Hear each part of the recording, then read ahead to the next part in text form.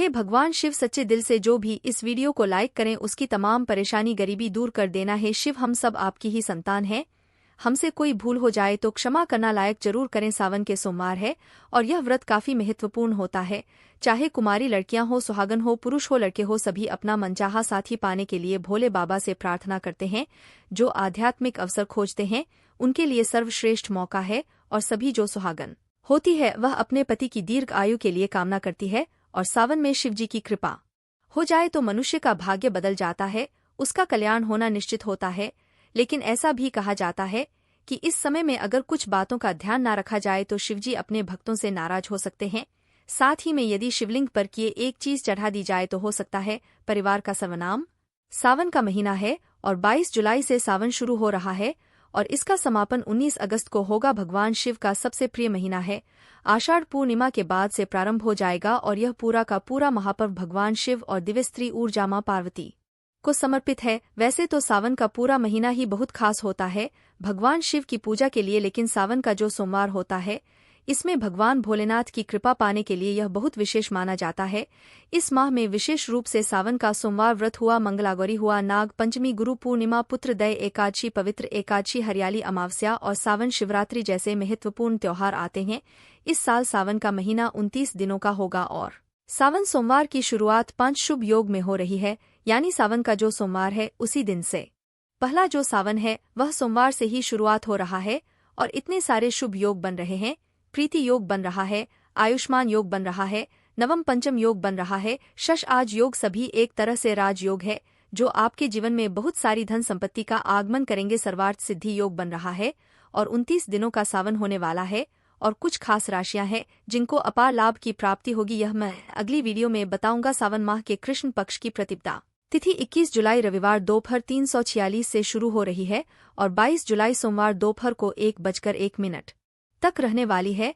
और इस बार सावन में जो 5 सोमवार पढ़ेंगे तो पहला सोमवार 22 जुलाई, दूसरा 29 जुलाई, तीसरा 5 अगस्त, चौथा सोमवार 12 अगस्त को और पांचवा आपको 19 अगस्त को पढ़ेगा। अब यह ध्यान रखना है कि सावन के दौरान कुछ कार्य है जिन्हें आपको जरूर करना है सभी को। और सावन में कुछ ऐसे काम हैं, चौमासा लग जाता है, भगवान विष्णु योग निद्रा में चले जाते हैं, सभी भक्त हैं, साधु संत हैं, इन सभी के लिए यह समय बहुत अमूल्य होता है।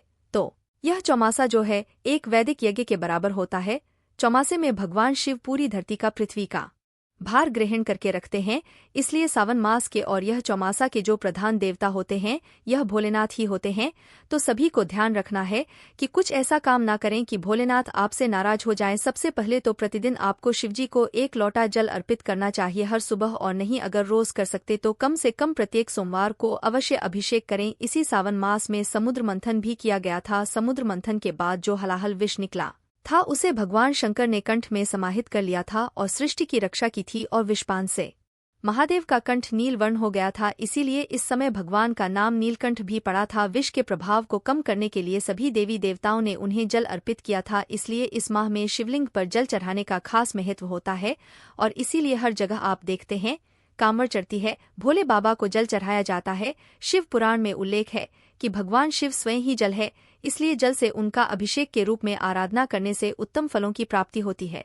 दोस्तों, सोमवार के दिन आपको क्या करना है? प्रत्येक सोमवार को एक काम करना है, लेकिन पहले सोमवार का बता दे रहा हूं आपको। एक विशेष चीज इस बार आपको अपने जल के लोटे में डाल लेनी है। क्या करना है? सोमवार के दिन सबसे पहले ब्रह्मा मुहूर्त में उठकर भोलेनाथ का ध्यान करते हुए व्रत का संकल्प कीजिए, फिर स्नान करके साफ सुथरे वस्त्र धारण करें, भगवान सूर्यदेव को 1 लोटा जल अर्पित करें। इसके बाद आप चाहे तो किसी मंदिर जाकर के या घर में ही जल से भरा लोटा लेकर कि शिव जी का अभिषेक कीजिए। कौन सी शिवलिंग का अभिषेक करना चाहिए? बहुत लोग प्रश्न करते हैं। तो आपको या तो अगर आपके अंदर बहुत सारी आपको पावर चाहिए, पैसा चाहिए, अट्रैक्शन चाहिए, तो आपको सबसे अच्छा है पारद का शिवलिंग इस्तेमाल करना चाहिए। अगर आपको लक्ष्मी प्राप्ति की इच्छा है, आपके घर में कलह ज्यादा है, क्लेश से मुक्ति चाहिए, शांति चाहिए, डिप्रेशन में आपके घर के लोग रहते हैं, तो आपको घर पर स्फटिक का शिवलिंग स्थापित करना चाहिए। और अगर आप चाहते हैं कि नॉर्मल सब कुछ एक आम इंसान के लिए नर्मदेश्वर शिवलिंग सर्वश्रेष्ठ होती है, आप वह भी स्थापित कर सकते हैं। जो भी शिवलिंग आप स्थापित करेंगे कोशिश करें अभिम हो, उसमें एनर्जी जड़ हो व और आपके अंगूठे के बराबर होनी चाहिए शिवलिंग का आपको इस दिन। या फिर अगर आपके पास शिवलिंग नहीं है तो पार्थिव शिवलिंग कुछ लोग सिर्फ मिट्टी से बनाना बता देते इस तरह से नहीं बनाई जाती है। पार्थिव शिवलिंग बनाने की एक विशेष विधि होती है, आपको वैसे बनानी चाहिए या फिर बेस्ट होता है। अगर आपके पास कोई शिवलिंग नहीं है और तो आप जाकर घर के आसपास जो भी शिव मंदिर हो वहां पर आप जल अर्पित कर सकते हैं, रुद्र अभिषेक कर सकते हैं। लेकिन आपको लौटे का जो जल है उसमें आपको इस बार एक विशेष काम करना है।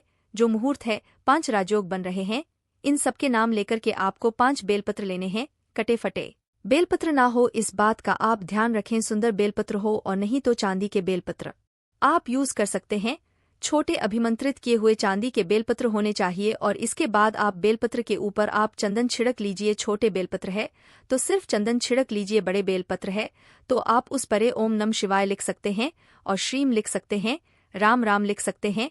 इस प्रकार से आपको चंदन से कुछ अच्छे अक्षर लिखने चाहिए। इसके बाद एक तांबे के लोटे में जल भरना चाहिए, थोड़ा सा गंगाजल है तो वह डाल लीजिए और उसमें कुछ साबित साफ चावल, अक्षत जो बिना टूटे हुए चावल है वह आपको डालने चाहिए। अब थोड़े से पुष्प ले लीजिए और लोटे के ऊपर बेलपत्र और पुष्प रख करके आपको मंदिर जाना चाहिए या घर में ही ओम नम शिवाय का 27 बार जाप करें और इसके बाद भोले बाबा को आपको वह जल अर्पित कर देना है। भोले बाबा को पंचामृत भी बहुत पसंद होता है, इसलिए जल चढ़ाने के बाद आप चाहे तो शिवलिंग पर पंचामृत से भी अभिषेक कर सकते हैं। लेकिन जब भी पंचामृत से अभिषेक करें तो ऐसा नहीं कि कच्चा दूध या पंचामृत से अभिषेक किया और छोड़ के आ गए, नहीं, उसके बाद शुद्ध जल से आपको अवश्य अभिषेक करना चाहिए। पूरे समय ओम नम शिवाय ओम नम शिवाय ओम नमः शिवाय इसका जाप करते रहे। शुद्ध जल से अभिषेक करने के बाद हो सके तो एक छोटी सी रुमाली या तौलिए से भोले बाबा को पहुंचे चंदन से आप त्रिपुंड बना सकते हैं। जनेऊ अर्पित करें, पुष्पों से श्रृंगार करें, फल चढ़ाएं, बेलपत्र से श्रृंगार करें, बेलपत्र चढ़ाई, आखड़े के पुष्पों की माला चढ़ाई और रुद्राक्ष आदि की माला आप अर्पित कर सकते हैं। थोड़ा सा शहद इस दिन आपको अवश्य अर्पित करना चाहिए। अगर आप चाहते हैं आपके रिलेशंस मधुर हो तो आपको थोड़ा सा शहद भी अर्पित करना चाहिए और धूप दीप करें। फिर वहीं बैठ करके आप चाहे तो शिवलिंग शास्त्र का पाठ करिए, पंचाक्षर स्त्रोत का पाठ करिए, शिव तांडव स्त्रोत का पाठ कर सकते हैं, शिव जी की चालीसा पढ़ सकते हैं और आप चाहे तो किसी पंडित जी के द्वारा रुद्राक्ष का पाठ भी कर सकते हैं। फिर रुद्राक्ष की अगर आपके पास अभिमंत्रित माला है, संस्कारित माला है तो आपको इससे 108 बार महामृत्युंजय मंत्र का जाप करना चाहिए। एयम त्र्यंबकम यजामहे सुगंधिम पुष्टवर्धनम उर्वारुकमिव बंधना मृत्यु और मुखी मामृतात जय मंत्र का जाप करना सर्वश्रेष्ठ माना गया है। और अगर मंदिर में पूजा कर रहे हैं आप तो घर में आकर के आपको भगवान शिव की प्रतिमा हो, कोई फोटो हो या घर के ही ईशान कोण में एक दीपक ओम नम शिवाय बोलते हुए जरूर जलाना चाहिए। और अगर फोटो आदि मूर्ति आदि हैं तो उन्हें तिलक लगाकर पूजा अवश्य करें, थोड़ा सा भोग अर्पित करें। अंत में अगर आप चाहे तो श्रवण माह के सोमवार के व्रत की कथा भी सुन सकते हैं और श्रद्धापूर्वक भगवान शिव की आरती करें। शीश दंग अर्ध अंक पार्वती सदा विराजित कैलाशी नंदी वंगी नृत्य करत है, गुण भक्तन शिव के दासी। इस प्रकार से आरती करें, भोले बाबा की उनसे आशीष मांगे, प्रसाद वितरण करें, क्षमा प्रार्थना करें कि जाने अनजाने कोई भूल चूक हुई है तो प्रभु आप मुझे क्षमा करें। दोस्तों, आशीर्वाद मांगे अपने लिए, अपने परिवार के लिए, अपने रिश्तों के लिए और यह बहुत शुभ माना जाता है। हो सके तो इस दिन व्रत रखना चाहिए। व्रत कैसे रखा जाता है?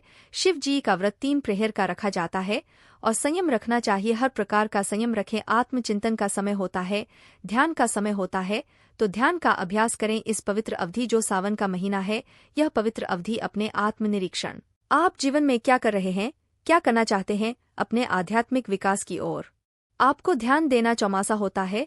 सावन में तो दैवीय मार्गदर्शन लेना चाहिए, अपने गुरु, अपने ज्योतिष जो भी है उनके संग उनका संग करें। याद रखें सावन आध्यात्मिक कायाकल्प का अवसर है, परमात्मा से जुड़ने का समय है। तो भगवान शिव की कृपा आप सब पर बनी रहे और सावन के पवित्र महीने में आध्यात्मिक शुभता और शुद्धता इसको बनाए रखने के लिए कुछ चीजों से बचने की भी सलाह दी जाती है। एक तो सावन में जहां तहां निवास नहीं करना चाहिए, कीड़े मकोड़े बहुत ज्यादा निकलते हैं, घर में नकारात्मकताएं बढ़ जाती हैं। तो इस मौसम में अपने घर को हर समय साफ सुथरा आपको रखना चाहिए, कूड़ा कचरा नहीं इकट्ठा करके रखना चाहिए। सुबह शाम आपको सुगंधित धूप करनी चाहिए, इससे एक तो घर का वातावरण पवित्र रहता है और कम से कम ओम नम शिवाय का कम से कम 11 माला का या एक ही माला कीजिए सच्चे दिल से। पर आपको जाप अवश्य करना चाहिए। सावन के पूरे महीने में आपको सात्विक भन करना चाहिए। भूल से भी मांस, मछली, अंडा, लहसुन, प्याज, मदिरा आदि किसी भी प्रकार के मांसाहार हुआ, नॉनवेज हुआ, ड्रिंक्स आदि हुई, नशे की चीजें हुई, इससे आपको परहेज रखना चाहिए। व्रत के दिन फलाहार करना चाहिए, यह श्रेष्ठ होता है। नहीं कर सकते तो कम से कम एक समय सात्विक भोजन करें। भोजन बनाए भी तो पूरी शुद्धता के साथ आपको देसी घी में या सरसों के तेल में ही भोजन बनाना चाहिए। और जो लोग फलाहार करते हैं, या वो लोग एक समय सात्विक भोजन भी कर सकते हैं। गलत भोजन तामसिक माना जाता है और यह आध्यात्मिक विकास में बाधा बनता है। यह आपके दिमाग और शरीर के संतुलन को बिगाड़ देता है।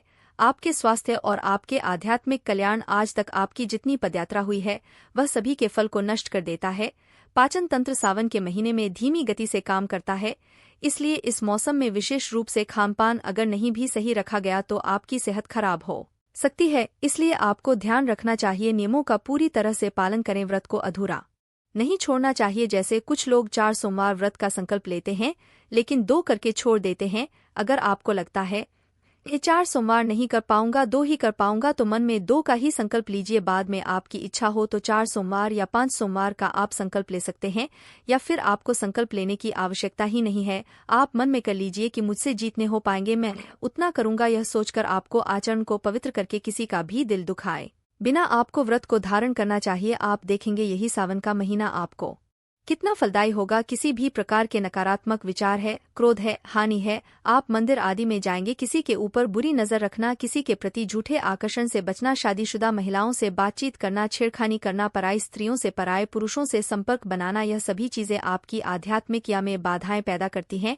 अपने विचारों को शुद्ध रखें, किसी प्रकार का अशुद्ध विचार भी मन में न लाए, अशुद्ध व्यवहार न करें, अपनी यौन पवित्रता को भी बना करके रखें। किसी भी तरह के माया जाल में ना फंसे। कायाकल्प का काल है और जीवन साथी के साथ भी आपको मर्यादापूर्ण व्यवहार करना चाहिए। किसी भी तरह के झगड़े, खराब व्यवहार या संबंधों में दूरियां बनाते हैं, इसलिए जितना संभव हो रिलैक्स रहे और दूसरों पर गुस्सा करने से आपको बचना चाहिए। आपको इस दौरान किसी भी प्रकार की पंचायती में भी नहीं पड़ना चाहिए, क्योंकि दूसरों की नकारात्मक ऊर्जाएं आप अपने अंदर घर कर रहे हैं।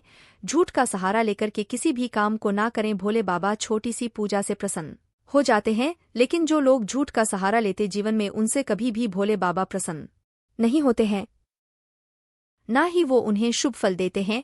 अपने बड़े बुजुर्गों का सम्मान करें, किसी भी प्रकार से किसी का अनादर ना करें और कोई भी ऐसा कटु वचन किसी को ना बोले जिससे किसी का मन दुखी हो जाए, वह नाराज हो जाए। घर के सभी लोगों के साथ अच्छा व्यवहार करें। पुरुषों को चाहिए कि स्त्रियों का सम्मान करें और स्त्रियों को भी चाहिए कि पुरुषों को अनाप ना आप ना बोले। अपने घर से हर प्रकार की नकारात्मकताओं को दूर रखें। इस महीने में शादी ब्याह जैसे शुभ काम करने का लगन नहीं होता। बहुत सी शादीशुदा महिलाएं इस समय इसीलिए अपने मायके भी चली जाती है, ताकि इस अवधि में ब्रह्मचर्य के व्रत का पालन करना चाहिए। मरकू ऋषि के पुत्र मार्कंडे ने लंबी आयु के लिए सावन माह में ही घोर तपस्या कर ब्रह्मचर्य का पालन कर शिव जी की कृपा प्राप्त की थी, जिससे मिली मंत्र शक्तियों के सामने मृत्यु के देवता यमराज भी नतमस्तक हो गए थे। इस माह में ज्यादा से ज्यादा तपस्या करें, ज्यादा से ज्यादा ब्रह्मचर्य के व्रत का पालन करें। अनावश्यक यात्राओं से भी आपको बचना चाहिए। इस दौरान की गई यात्राएं सफल नहीं होती हैं, उल्टा कुमार्ग पर लेकर जाती है, दुर्भाग्य को पैदा करती है।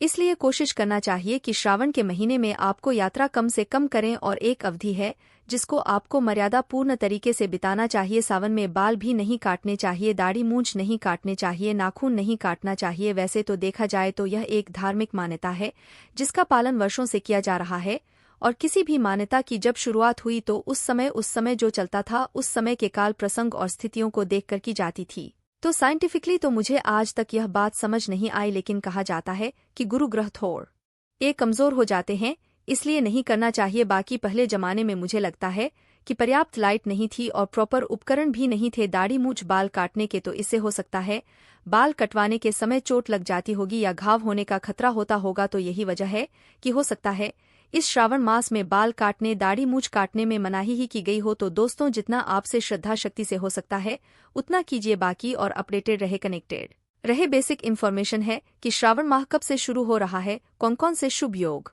बन रहे हैं, कौन कौन सी सोमवारी आने वाली है और पहली सोमवारी को आपको क्या करना है। तो सोमवार से ही सावन लग रहा है। पहले सोमवार को जल के लोटे में जरूर डालने। आप एक चीज मैंने बताई है, वह है 5 बिल पत्र नाम लिख करके और साथ में थोड़ा चंदन और 1 बूंद शहद आपको जल के लोटे में डालना है।